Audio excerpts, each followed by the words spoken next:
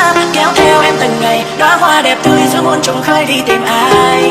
Rằng em đâu hay biết khi màn em ghé ngang qua nơi này, tan thành mộng mơ nắm tay đời đời như thơ. Dịu em khi thấy em ngày ấy xanh ngát trong em mệt rồi, buông tay làm bạn đơn côi, chạy vào cơn mưa sau nỗi buồn chờ. Và là vô tôi lắc lắc lắc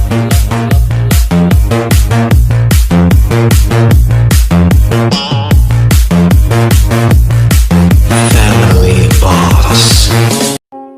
Sài Gòn ngày cuối hạ, em cô gái tóc ngắn ngang vai, nụ cười em tỏa nắng và ánh mắt đẹp như sương mai. Dáng hiền trông nhỏ bé, em cao 1m52 đó. Anh thấy em vẫn hay cười và hình như em chưa thương ai. Còn theo